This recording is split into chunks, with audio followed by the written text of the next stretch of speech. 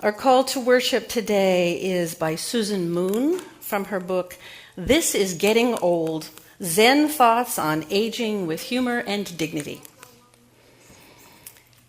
It annoys me when people say, even if you're old, you can still be young at heart, in order to cheer up old people.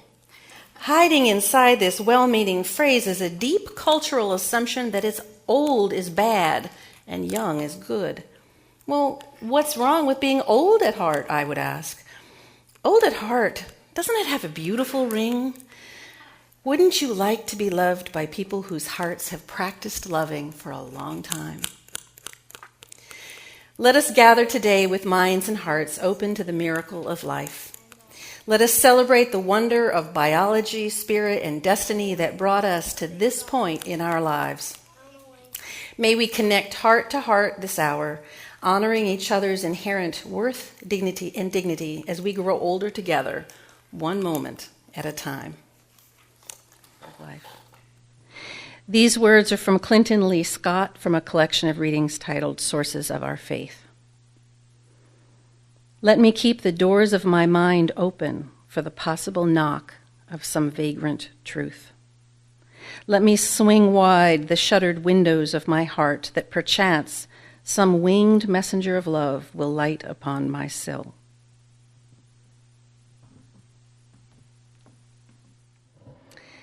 This reading is from President Jimmy Carter's book, The Virtues of Aging, which he wrote at the age of 74. In an unfortunate interview with Playboy magazine during my presidential campaign of 1976, I quoted a verse from Jesus' Sermon on the Mount and admitted that I had been guilty of feeling lust for other women before I married Rosalind. This created a wave of publicity, and I dropped 15 points in public approval and almost lost the election. In 1995, I was signing a volume of poetry in a bookstore near Harvard University. There was a long line, and I was trying to sign the books as rapidly as possible and still make eye contact and exchange a few polite words with each customer. One attractive woman, perhaps in her late 30s, said, "Mr. President, I remember that interview you had with Playboy magazine." Everybody got quiet, and then she added, "If you still have lust in your heart, I'm available." I blushed beet red while the crowd roared with laughter. I have to admit that at my age, it's an encounter I remember with pleasure. How wonderful that someone of President Carter's stature and dignity can publicly acknowledge and appreciate his sexual nature. How wonderful it is to be in a spiritual community that offers a safe space in which to learn about sexuality and to make meaning of it in our lives, where we may learn to feel good about ourselves and the choices we make in the context of our own values and in the spirit of love. Thus endeth the reading. I'm going to move this thing back. I'm going to fall off. There we go. In early 2012, the Sexuality and Aging Consortium at Widener University was contacted by a major New York ad agency that had created a 30-second public service announcement, a PSA, to promote safer sex for older adults. The agency hoped the video would go viral on social media and would send consumers, healthcare providers, and others to our website for sexuality education. The PSA noted that in Florida alone, sexually transmitted infections, STIs, increased among seniors by 71% in just 10 years. The problem isn't limited to Florida, by the way. Nationwide, between 2006 and 2010, the rates of STIs among adults over 55 rose by up to 135%. The deadline for the social media release loomed, so we didn't have time to work with, the university's whole bureaucracy thing. So instead, I led about a dozen experts in creating a website on sexuality, aging, and healthcare called safersexforseniors.org. That's the numeral 4 if you want to look it up later, safersexforseniors.org. Our goal was to create an online home for the PSA video to answer visitor questions and offer free fact sheets that people could download. We were ready by the day the PSA was released, and by about 5 days later, the video had 100,000 views. Within a month, it had been viewed more than 1 million times. We were contacted by media across the US, in Britain, Canada, and India. The attention was exciting and heady until the reality of the media's perspective on older adult sexuality became depressingly, but not surprisingly evident. Lee Woodruff of CBS News This Morning gave one of the few objective descriptions of the video. She said, "At first glance, the PSA seems like something taken straight from the pages of the Kama Sutra. A rapid succession of fully clothed men and women are seen posing in more than 24 sexual positions. Eventually, the video reveals a startling statistic and a message for sexually active seniors." I would add that the adults are on a fully lit, empty theater stage, not unlike this one, laughing as they demonstrating the sometimes funny ways bodies can fit together. In huge yellow letters, the STI statistic is followed by, "There are many ways to do it, but only one way to do it safely. Use a condom." We saw the PSA as a celebration of older adult sexuality, a sexual expression that's both safe and fun. But the media mostly expressed preconceived notions about appropriate behavior for older adults, using headlines like these online and in television newscasts. "Safe sex for seniors video will make you want to put your grandparents on timeout." "Could safe sex video cause seniors to break a hip?" "You cannot unsee this safe sex for seniors video PSA." And "Watch senior citizens get pornographic for a safe sex PSA." One advertising industry expert wrote, "The poses in this PSA really make me uncomfortable. Don't make me think of grandma that way." But why not? Why is it taboo to think of our parents or our grandparents enjoying their sexuality or ourselves enjoying ours? Our attitudes are deeply ingrained and are affected by our own hopes and fears, by our concept of sexuality, by our comfort with our own and others' sexuality, by our experience with aging relatives, and by our own experiences. Our attitudes are also affected by an ageist culture that grants younger people sexual privilege. They are seen as inherently more attractive and more desirable, more sexually fit, and more deserving of sexual pleasure than older people. Age-related sexual privilege hurts everyone. From the 24-year-old celebrity getting Botox before wrinkles appear, Kim Kardashian, to the adults in their 40s who fear they only have a few good sexual years left. It hurts older adults who can't see themselves, people like themselves, in romantic films, in erotic books, or in song lyrics. It hurts lesbian, gay, bisexual, and transgender seniors who are ridiculed, abused, or neglected by caregivers who are often offended by their sexual identities. Poor self-image, lack of social support, loneliness, abuse. There are many ways age-related sexual privilege causes harm, so there is much work to be done. During long-term care staff trainings, the Sexuality and Aging Consortium uses a short film called "The Heart Has No Wrinkles," which tells the story of a growing relationship between a couple, May and Derek, who live in a nursing home. When a young nurse sees them displaying affection and sharing love poems, she makes fun of them and barges into their rooms without knocking, despite their pleas for privacy. We also show a film called "Rose by Any Other Name," which is a story of a 79-year-old female nursing home resident with a boyfriend named Mr. Morris, who lives down the hall. Their relationship is warm, intimate, and fulfilling, but the staff, administrators, and Rose's own family are so threatened by the couple's unseemliness that they tell Rose that if she and Mr. Morris have any more contact, he will be transferred to another home. Rose keeps fighting for their rights, but Mr. Morris, isolated, sinks into depression.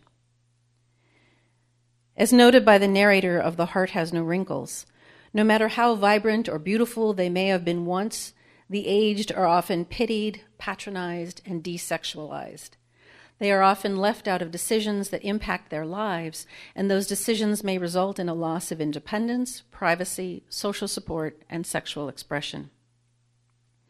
Like other issues that we champion as Unitarian Universalists, sexuality and aging are matters of social justice and inclusivity.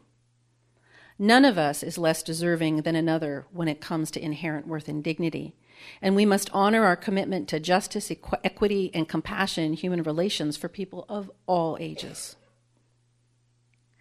Author Harry Getzov, who is a member of the consortium, has interviewed hundreds of adults over 70 asking what they've learned about life and how they view themselves. In a book titled, "If My House Had No Mirrors," he asks, "How old do you feel?"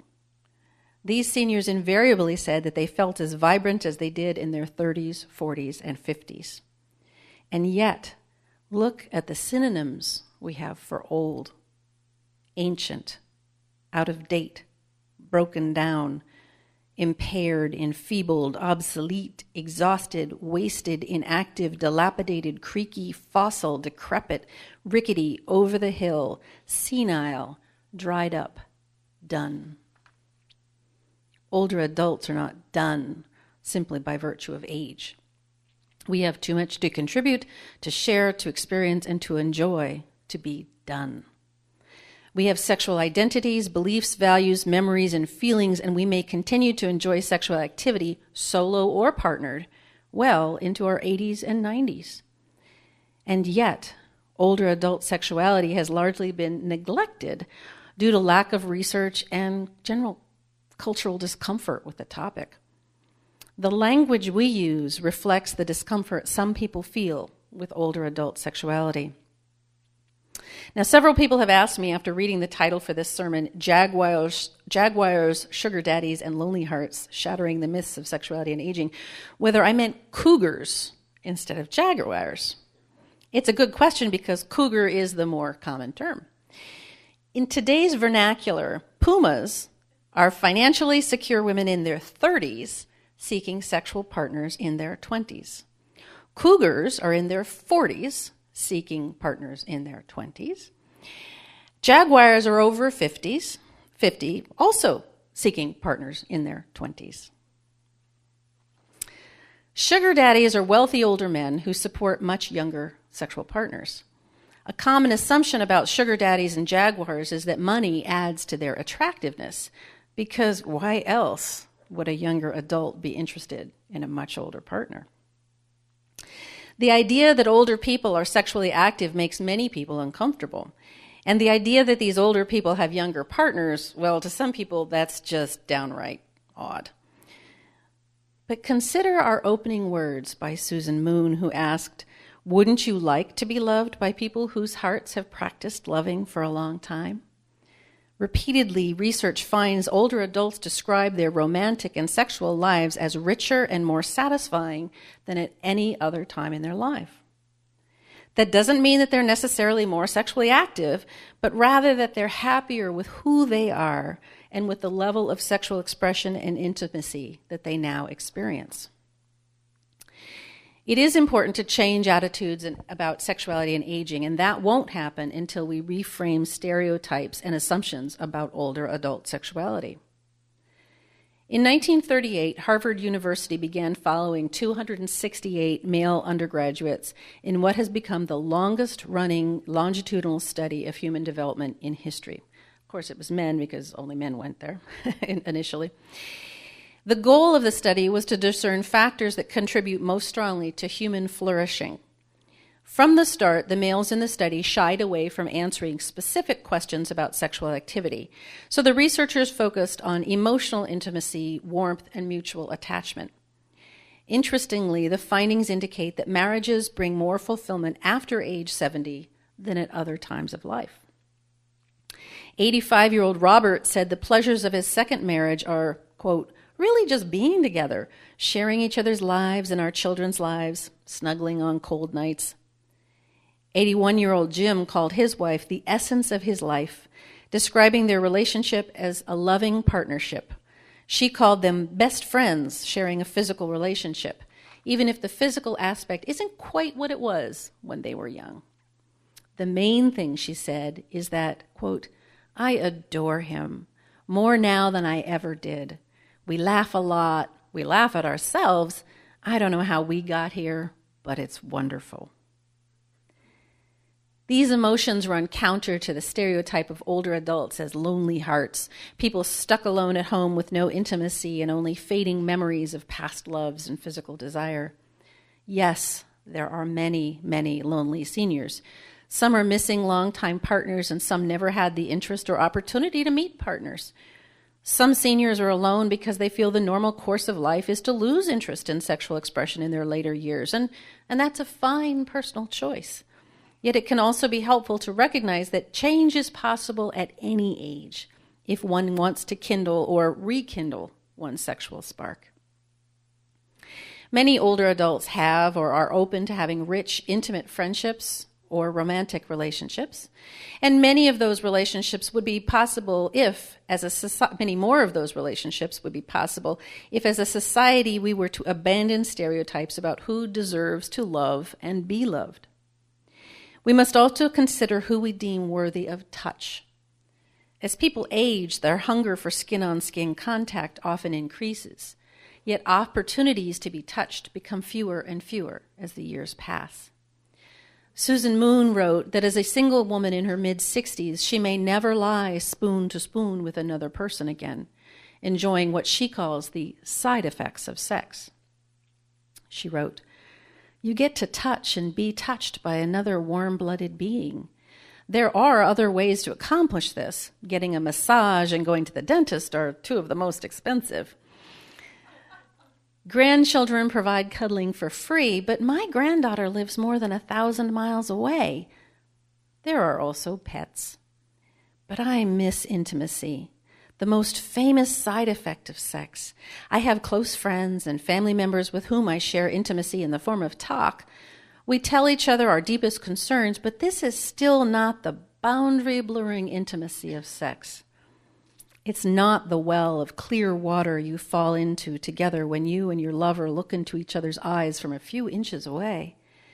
The last person with whom I had prolonged eye contact was my sister's dog." Years ago, I visited a nursing home with a Girl Scout brownie troop. After singing holiday songs, the girls split up to chat with the elderly residents, many of whom had an affect or appearance that might be generally kind of unattractive or even off-putting to young kids. But true to their mission, the little girls interacted with the residents, many of whom reached out to pat the girls' hair or shoulders. Some of the pairs held hands, and when it was time for us to move along, the residents were hesitant to let go of the girls' hands. This skin hunger, this need to touch and be touched is part of our sexuality that is too often ignored in the elderly.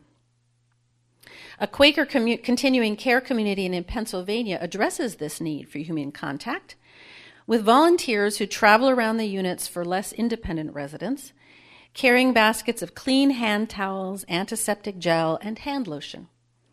They offer free hand massages that give residents an opportunity to socialize with someone who has the time to look into their eyes, to listen to their stories, and to touch them with love and care.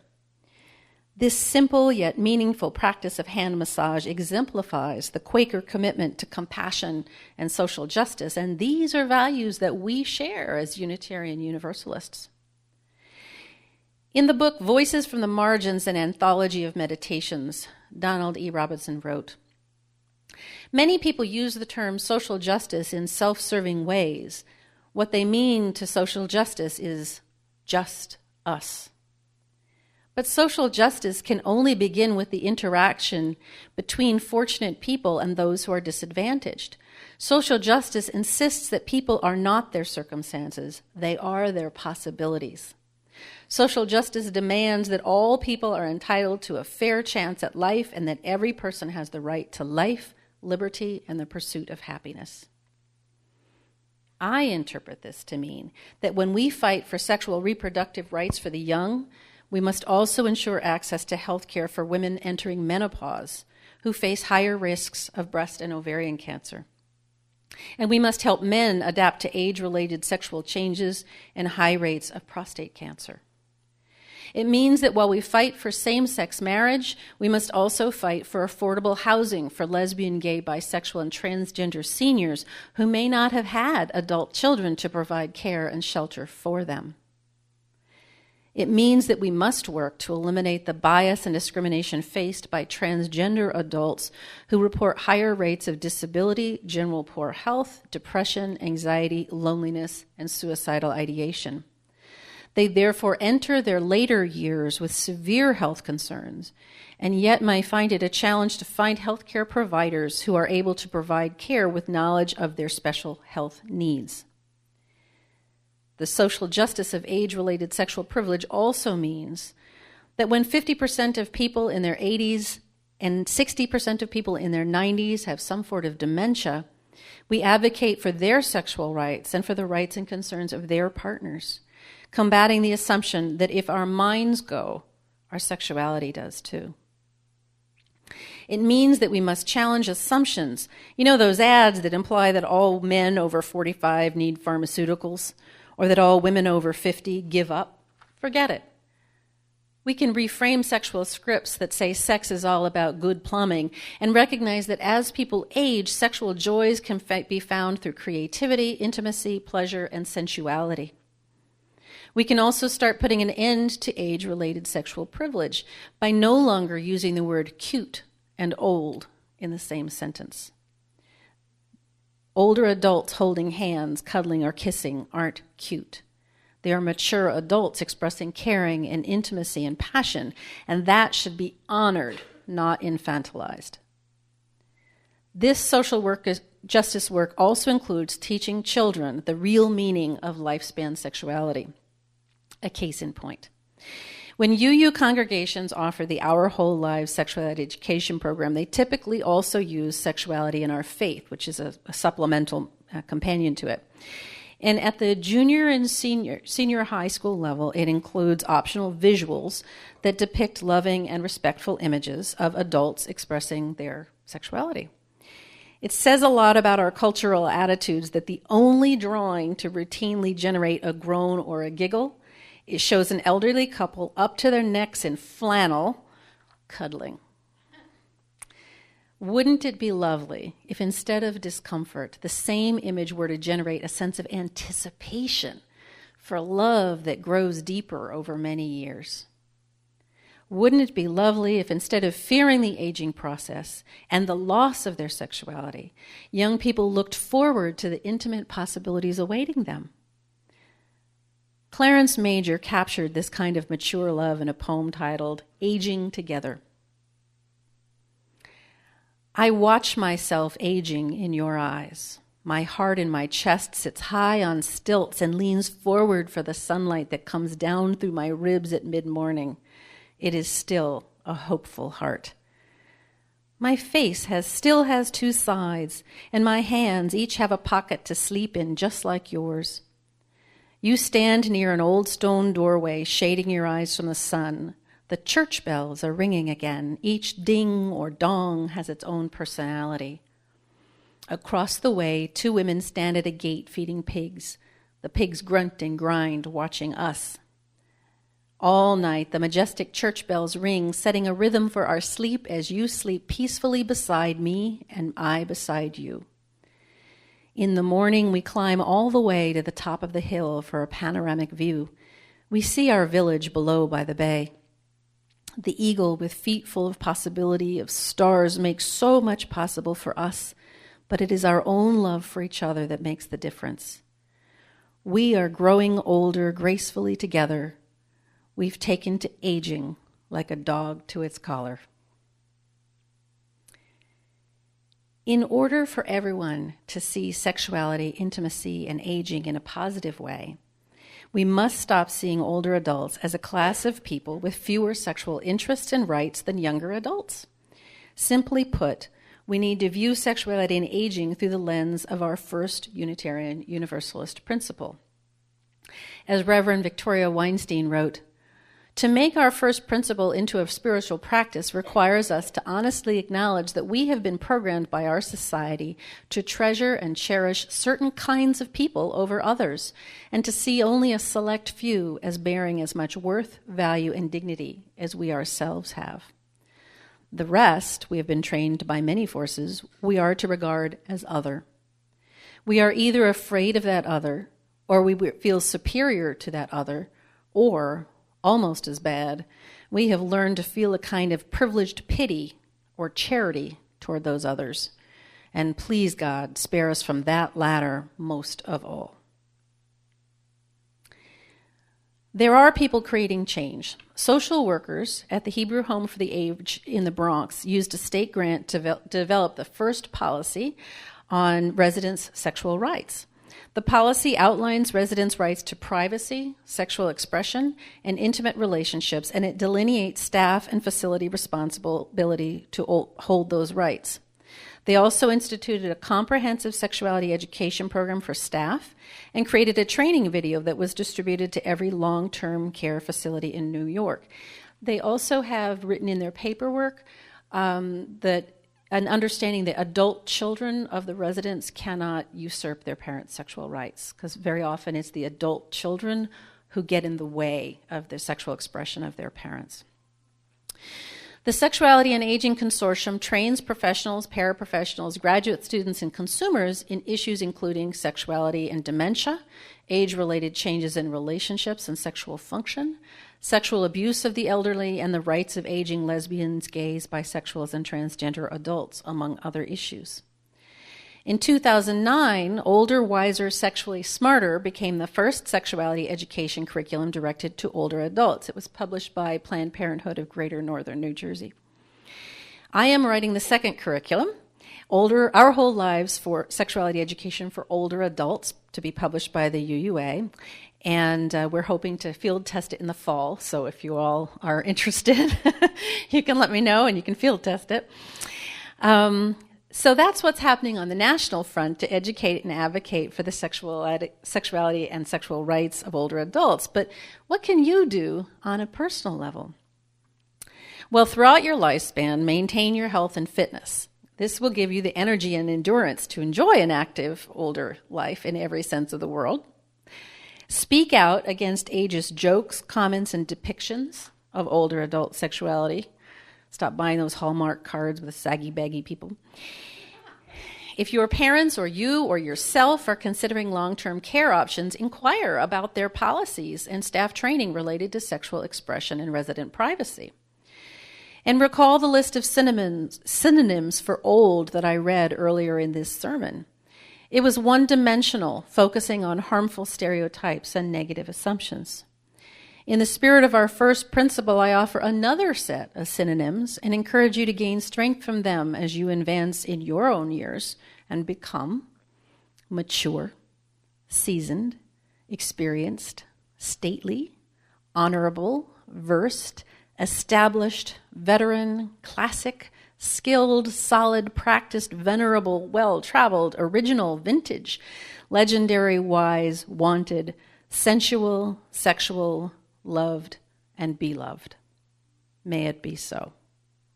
May you see that you are loved today at whatever age and life stage you find yourself. And may you know that you will continue to be loved tomorrow and all the tomorrows to come. Our worship is over. Let us continue in fellowship. Blessed be.